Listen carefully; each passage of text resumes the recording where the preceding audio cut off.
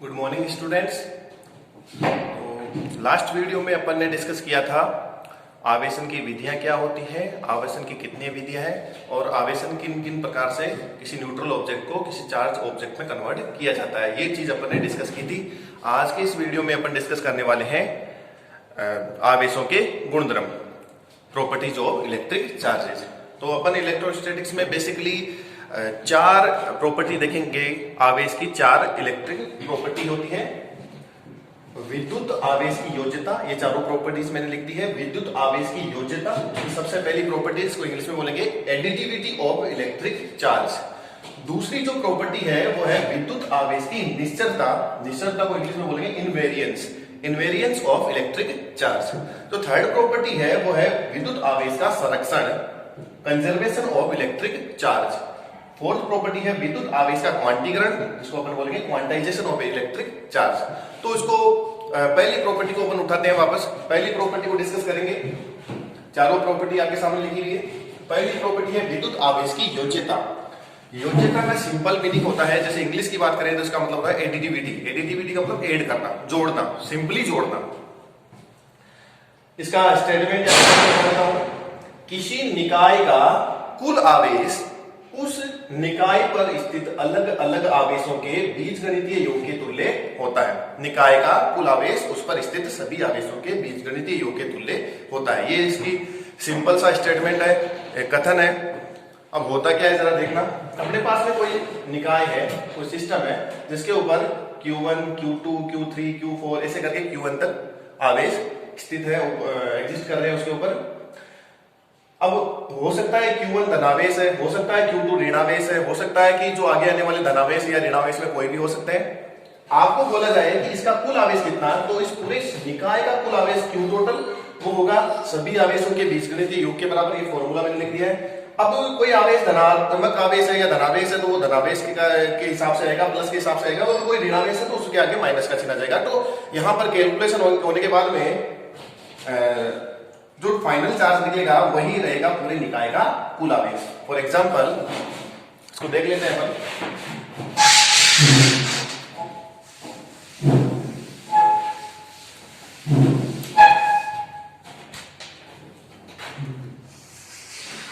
कि अपने पास में कोई निकाय है, कोई सिस्टम है जिसके ऊपर अलग अलग चार्ज पड़ा हुआ है। जैसे Q1 is equal to 10 coulomb, Q2 is equal to -5 coulomb, Q3 is equal to +20 coulomb, Q4 is equal to -15 coulomb. आपको बोला जाए कि इस निकाय का कुल आवेश ज्ञात करो, तो आप क्या करोगे, सिंपली इस निकाय के ऊपर जितने अलग अलग आवेश रखे हुए हैं उनका सबका बीजगणितीय योग कर दोगे। तो जैसे Q1, अब ये अगर माइनस के साथ में है तो यहाँ माइनस हो जाएगा, Q2 ये प्लस के साथ में आ जाएगा, Q3 ये माइनस के साथ में आ जाएगा, Q4। तो इनका मीनिंग जितना वैल्यू दिया वो रख देंगे। 10 कूलम, -5 कूलम, +20 कूलम, -15 कूलम। इनका वैल्यू आएगा फाइनली कितना हो जाएगा, ये आ जाएगा फाइनली 10 कूलम। तो इस पूरे निकाय का कुल आवेश कितना आ जाएगा, 10 कूलम। सभी आवेशों का बीजगणितीय योग अपन ने कर दिया है। ये सिंपल इसका पहला प्रॉपर्टी हुआ विद्युत आवेश की योज्यता। अगला जो प्रॉपर्टी अपन डिस्कस करने वाले हैं, आवेश की निश्चलता। थोड़ा सा समझने का है विद्युत आवेश की निश्चलता।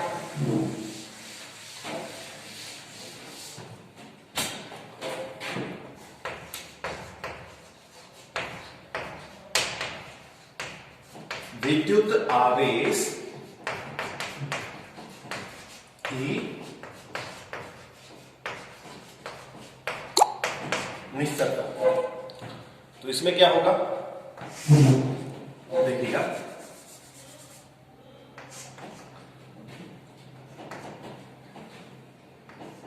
मैं इसका स्टेटमेंट या कथन लिख देता हूं। किसी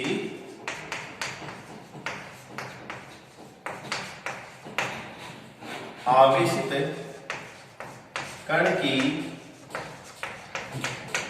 गति का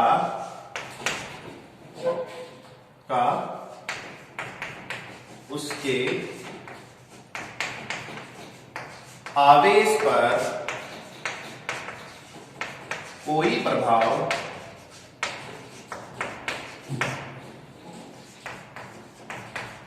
नहीं पड़ता है। जो सेकंड प्रॉपर्टी है विद्युत आवेश की निश्चलता या इनवेरियंस ऑफ इलेक्ट्रिक चार्ज, वो कुछ इस प्रकार से है कि कोई गतिशील कोई पिंड है, मान लो ये कोई पिंड है जिसके ऊपर आवेश मान लेते हैं, उसका आवेश है 10 कूलम, गतिशील है, और यही आवेश, यही जो पिंड है वो इस अवस्था में यहां पर मान लेते हैं, यहाँ पे उसका वेग है और यहाँ पर वेलोसिटी कितना है इसका 0, तो यहां भी उसका आवेश कितना रहेगा 10 कूलम, अर्थात गति का, पिंड की गति का उसके आवेश के पर कोई प्रभाव नहीं पड़ता। वो स्थिर अवस्था में भी जितना उसके ऊपर आवेश है, गतिशील अवस्था में भी उतना ही उसके ऊपर आवेश रहेगा। तो मैं इसको सिंपली एक वर्ड में समझाऊं तो इस प्रकार से हो सकता है कि आवेश का मान गति अवस्था में भी उतना ही है जितना कि स्थिर अवस्था में। गति का प्रभाव पिंड के आवेश के ऊपर नहीं पड़ता, ये इसका मीनिंग हुआ। ठीक है, होप आप इसको समझ गए होंगे। अगला जो प्रॉपर्टी है विद्युत आवेश का संरक्षण।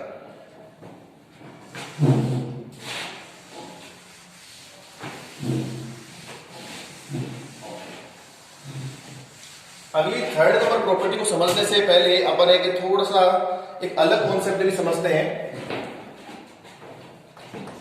फिजिक्स में एक कॉन्सेप्ट चलता है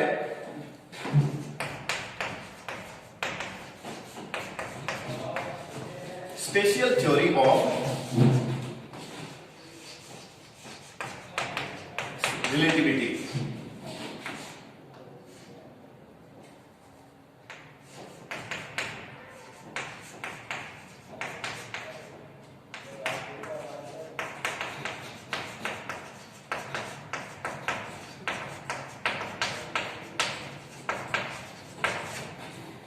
महान वैज्ञानिक सर अल्बर्ट आइंस्टीन ने एक थ्योरी दुनिया के सामने रखी थी, एक कॉन्सेप्ट दुनिया के सामने रखा था, स्पेशल थ्योरी ऑफ रिलेटिविटी। मैं उसको डिटेल में नहीं समझा रहा हूं, लेकिन इस स्पेशल थ्योरी ऑफ रिलेटिविटी से एक कॉन्सेप्ट जनरेट हुआ है। उस कॉन्सेप्ट के अकॉर्डिंग एक चीज है कि अगर कोई पिंड गतिशील अवस्था में है या कोई कण गतिशील अवस्था में है तो उसके आवेश के ऊपर गति का कोई प्रभाव नहीं होता है, बट उसके द्रव्यमान में गति का प्रभाव होता है। गतिशील अवस्था में पिंड का द्रव्यमान स्थिर अवस्था की तुलना में बदल जाता है, कुछ इस फॉर्मूले के अकॉर्डिंग बदल जाता है। m is equal to m not 1 minus v square upon c square.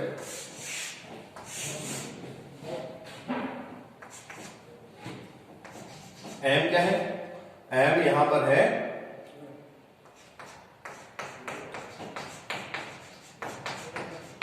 गतिशील अवस्था में पिंड का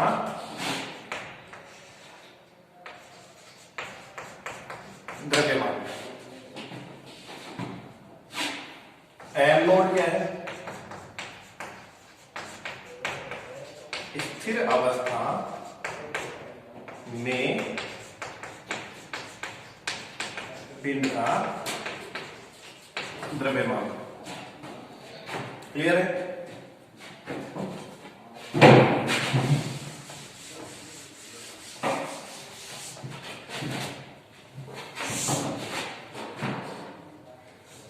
V क्या है? पिंड का या कण का वेग, और C क्या है? प्रकाश का वेग। देखिएगा, स्पेशल थ्योरी ऑफ रिलेटिविटी या सापेक्षिता या अपेक्षिता के विशिष्ट सिद्धांत के अनुसार यदि कोई पिंड गतिशील है, कोई कण गतिशील है, तो गति का प्रभाव उसके द्रव्यमान पे कुछ इस प्रकार होगा। उसका गतिशील अवस्था में द्रव्यमान वो कुछ इस फॉर्मूले के अनुसार परिवर्तित होगा, m not upon 1 minus v square upon c square. अब देखिएगा, अगर पिंड का वेग प्रकाश की वेग की लगभग बराबर है या इसके ऑर्डर का है, c के ऑर्डर का है v, तो v का मान बढ़ने से ये पूरा का पूरा अनुपात ये v square upon c square ये बढ़ेगा। ये बढ़ेगा तो ये 1 में से माइनस हो रहा है, तो अपोन वाली जो बट्टे वाली चीज है या जो हर में जो पद आ रहा है वो घटेगा। ये घटेगा तो ऑटोमेटिकली जो गतिशील अवस्था में पिंड का द्रव्यमान है वो बढ़ेगा। पॉइंट वापस रिपीट कर रहा हूं। v का मतलब है कण का वेग, c का मतलब है प्रकाश का वेग। प्रकाश का वेग सबसे ज्यादा होता है। प्रकाश के वेग से कोई किसी पिंड का वेग ज्यादा नहीं हो सकता। तो v का मान अगर बढ़ाया जाए तो ये पूरा का पूरा अनुपात बढ़ेगा, v square upon c square बढ़ेगा। क्योंकि ये अनुपात का मान कितना भी बढ़ जाए लेकिन 1 से ज्यादा नहीं हो सकता।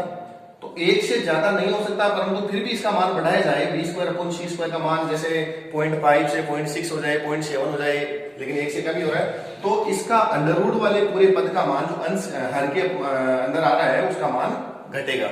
इसका मान घटेगा तो इसका मतलब m का मान जो कण का द्रव्यमान है वो वेग बढ़ाने से, v बढ़ाने से बढ़ेगा। तो ये हुआ सापेक्षिकता के सिद्धांत के अनुसार किसी कण का, गतिशील कण का द्रव्यमान किस प्रकार परिवर्तित होता है उसका फॉर्मूला। हाँ, ध्यान रखना आवेश में कोई प्रभाव नहीं होगा। गति का प्रभाव कण के आवेश में नहीं होता है। अभी इसी कॉन्सेप्ट पे एक और टॉपिक अपन डिस्कस कर रहे हैं, कण का विशिष्ट आवेश। Specific charge. विशेष आवेश का मतलब होता है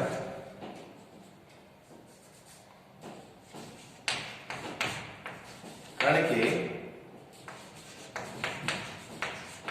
आवेश तथा उसके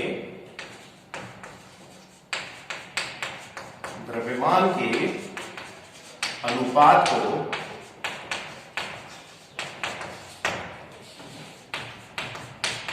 उस कण का विशिष्ट आवेश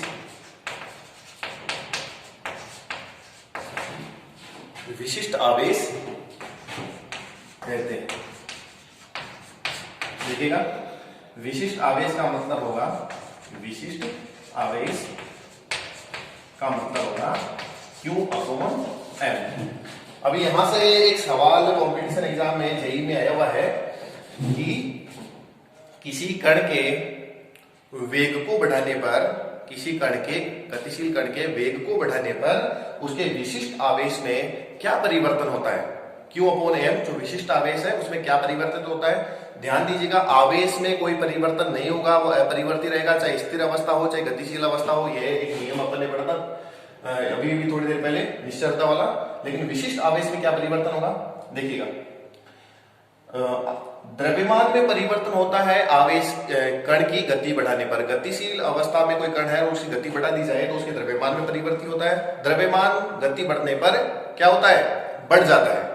कण का द्रव्यमान गति बढ़ने पर बढ़ जाता है। तो अल्टीमेटली m का, इसमें आवेश में कोई परिवर्तन नहीं होगा लेकिन द्रव्यमान बढ़ेगा। द्रव्यमान बढ़ेगा तो हर में जो पद आ रहा है उसका मान बढ़ेगा। अल्टीमेटली विशिष्ट आवेश का मान द्रव्यमान बढ़ाने पर घट जाएगा। ठीक है बच्चों, यहां लिख देता हूं, कण की आवेशित कण है, आवेशित कण की गति बढ़ाने पर उसके आवेश में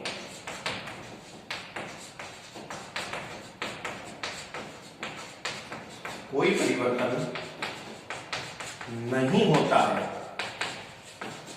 परंतु उसका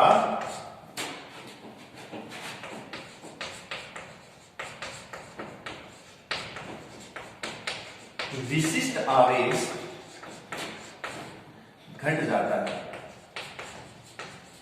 क्यों बढ़ जाता है, क्योंकि अपने स्पेशल थ्योरी ऑफ रिलेटिविटी में ये देखा था कि गतिशील कोई पिंड है, कोई कण है, तो उसका गति के कारण उसका द्रव्यमान, एक फॉर्मूला दिया था उसके अकॉर्डिंग बढ़ जाता है। द्रव्यमान बढ़ेगा तो Q अपॉन M